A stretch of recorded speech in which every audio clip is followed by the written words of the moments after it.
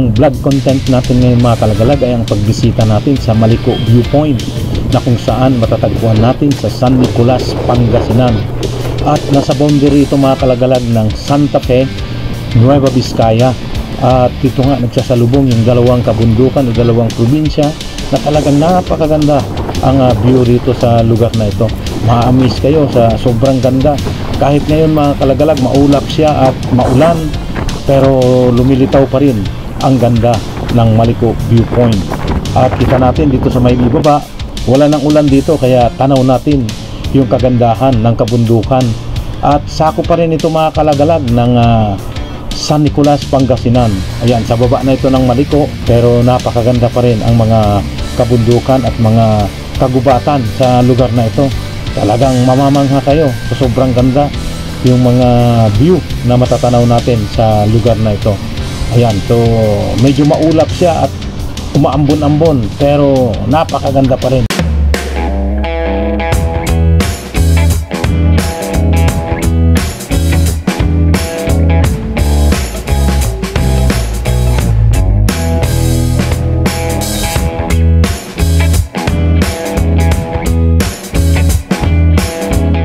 Isang mapagpalang araw po sa ating lahat. Ito ang RC Lagalag TV. Mga kalagalag, panibagong araw, panibagong vlog at panibagong adventure na naman ang ating gagawin sa araw na ito. Mga kalagalag, kung bago ka pa lang sa aking channel, huwag mong kalimutan na mag-like, share, subscribe at pindutin mo na rin yung notification bell para lagi kang updated sa mga video kong i-upload. At ngayong araw mga kalagalag, tayo ay muling maglagalag at tayo ay mamamasyal. Ayan. So pasyalan natin muli mga kalagalag itong Maliko Viewpoint. Dito natin makikita yan mga kalagalag sa bayan ng San Nicolas, Pangasinan. Pero yung daan natin mga kalagalag, dito tayo sa Nueva Ecija, sa Caranglan, Nueva Ecija nag-start. Then paakyat tayo ng Santa Fe, Nueva Vizcaya. Then papunta na tayo sa Maliko Viewpoint. Yan, then diretso na tayo sa bayan ng San Nicolas sa Pangasinan. So dyan na tayo lulusot pauwi ng Tarlac. Yan, kaya huwag kayong bibitiw mga kalagalag. Samahan nyo ako at ipapakita ko sa inyo yung napakagandang tanawin dyan sa Maliko Viewpoint. Talagang mamamangha kayo sa sobrang ganda. Na-vlog na natin yan mga kalagalag nung mga nakaraang araw, buwan. Pero muli nating babalikan ngayon. Titignan natin kung ano yung mga nabago dyan at kung ano pa yung mga ginagawang mga pagbabago sa lugar na yan. Kaya huwag kayong bibitiw. Samahan nyo lang ako sa aking paglagalag. Yan, so let's go. Ayan mga kalagalag, nasa boundary na tayo ng Caranglan, Nueva Ecija at Santa Fe, Nueva Vizcaya. So ito na yung pababa dito mga kalagalag at going tayo sa bayan ng Santa Fe. So napapansin nyo mga kalagalag, talagang nagsisiro visibility sa sobrang lakas ng ulan at napakakapal ng mga pags sa lugar na ito. Kaya medyo nahirapan tayo at hindi natin nakikita yung daan at napakadulas pa nung daan. Kaya dahan-dahan lang tayo at talagang matinding pag-iingat ang ating kailangan dahil pababa ang kalsada na ito at ito ay mga accident prone area. Kaya napakaraming na aksidente sa lugar na ito. Kaya pagka kayo nagawi rito mga kalagalag, talagang mag-ingat at talagang napakahirap ang kalsada na ito, lalo na umuulan ngayon. Madulas siya at mapags. So halos hindi natin nakikita yung kalsada, pero ganun pa man ay dahan-dahan lang tayo. At importante ay tayo ay ligtas na makakauwi at tayo ay mag-enjoy sa ating pupuntahan.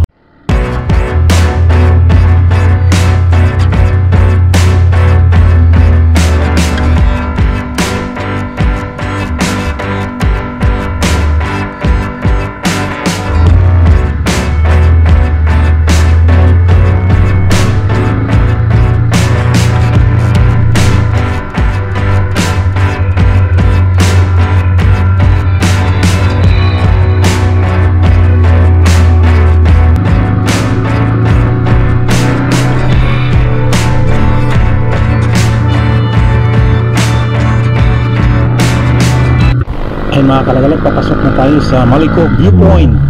Talagang napakatindi ang banking dito mga kalagalag. Madulas yung kalsada at talagang yung kurbada, talagang napakatindi ang kurbada sa lugar na ito. Kung napapansin nyo, napaka-iksi lang yung street nya, halos puro liko-liko na yun. At paakyat ito mga kalagalag, itong dinadaanan natin ito, paakyat ito pero gradual lang siya yung paakyat.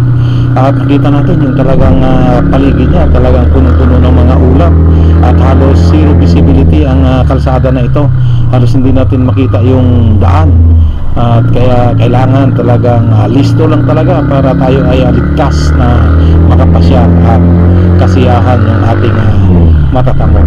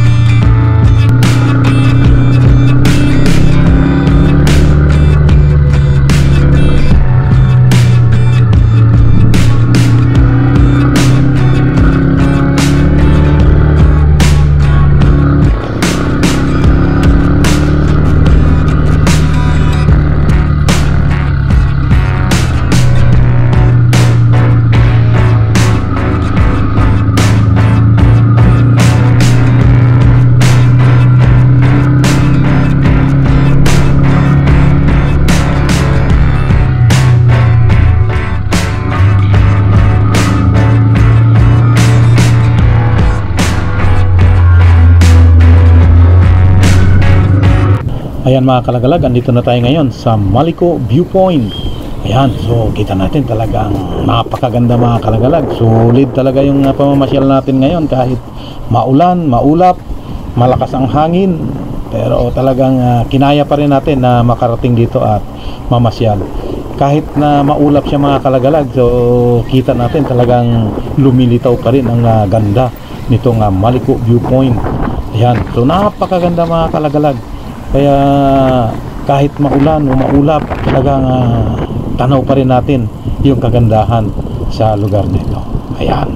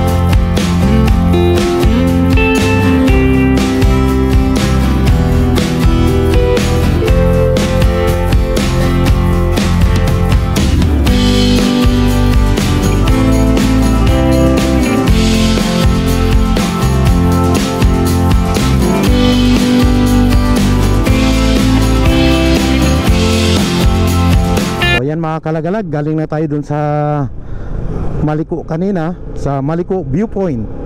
Kaya lang mga kalagalag, hindi tayo nakapagkuha ng maganda-gandang footage doon sa Maliko. Gawa ng sobrang lakas pala ng ulan doon kanina. Sobrang lakas ng ulan, tapos napakadilim ng paligid. Napakababa ng fogs doon. At napakalakas ng hangin. Kaya hindi tayo nakakuha masyado ng video.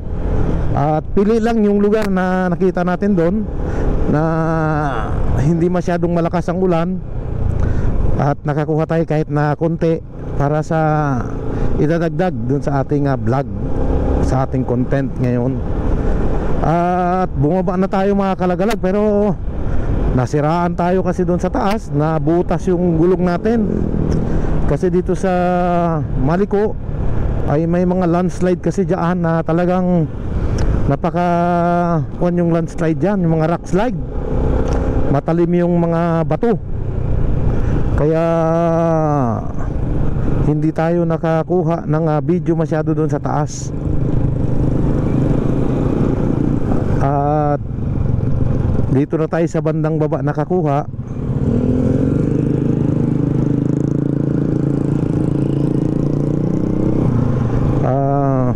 Dito sa may baba mga kalagalag, wala namang ulan, dun lang sa taas. At yun nga, nabutas yung gulong natin. Ni-running flat na natin hanggang dito sa San Nicolas. At mabuti nakakita tayo ng vulcanizing. At hindi na pwede yung gulong natin na tubeless, kaya pansamantala nilagyan muna natin ng interior para tayo ay makabalik sa Tarlac. At mabuti ganun na lang, at may nagtitinda ng interior doon sa vulcanizing. Kaya nagawa natin ang paraan at tayo ay nakabalik at pauwi na tayo ngayon. At ngayon kasalukuyan mga kalagalag, dito tayo sa sentro na ng actually nadaanan na natin yung bayan ng San Nicolas. Going to Tayug tayo ngayon mga kalagalag, Tayug, Pangasinan. At yun nga, galing tayo sa Karanglan. Tumawid tayo sa Santa Fe na talagang napakalakas ang ulan, galing sa Santa Fe pa hanggang San Nicolas dito sa may Maliko Viewpoint. Talagang napakatindi ang ulan, napakalakas, malakas ang hangin. Ayan, so nakalampas na tayo doon sa traffic mga kalagalag. At tinanghali na tayo. Ang oras natin ngayon, eksaktong alas 12 ng tanghali. Ayan. So pauwi na tayo ng Tarlac mga kalagalag. So kahit paano ay successful pa rin naman yung ating lakad sa araw na ito. So kahit napaka-pags yung Maliko kanina, nakikita pa rin naman natin na talagang lumilitaw pa rin yung ganda ng Maliko. Kaya pagka mga kalagalag, pagka umuulan dyan, maganda rin na iwasan nyo rin ang Maliko. Kasi napaka delikado ang lugar pala na yan pagka umuulan. Yung landslide at saka rock slide, yun yung nakakatakot doon sa lugar na yon. Kagaya kanina nung dumaan ako ay yung rock slide ang nakakatakot doon.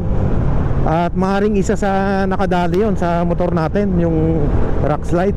Napakatalim yung mga bato na nalalaglag galing sa bundok. Pero sa ganun pa man ay ligtas tayong nakatawid sa Maliko Viewpoint. At yun naman talaga yung ating purpose ngayon, na marating yung Maliko. Subalit ay hindi lang nakiayon yung panahon sa atin, pero ganun pa man ay nagawan pa rin natin ng paraan, at tayo ay nakapasyal at nakita pa rin natin yung napakagandang tanawin ng Maliko Viewpoint. Hindi siya nakakasawang balik-balikan mga kalagalag. Kaya lang sa susunod siguro sana makiayon na sa atin ang panahon, at para makapag-ikot tayo ng maganda, at hindi tayo nagmamadali at hindi tayo kinakabahan. Ayan. So dito na natin putulin mga kalagalag itong ating pagbablog. At muli, ako'y nagpapasalamat dun sa mga nag-like, nag-share, nag-subscribe sa aking channel. Maraming salamat sa inyo, sa inyong walang sawang suporta. God bless at ingat po tayong lahat. Salamat po.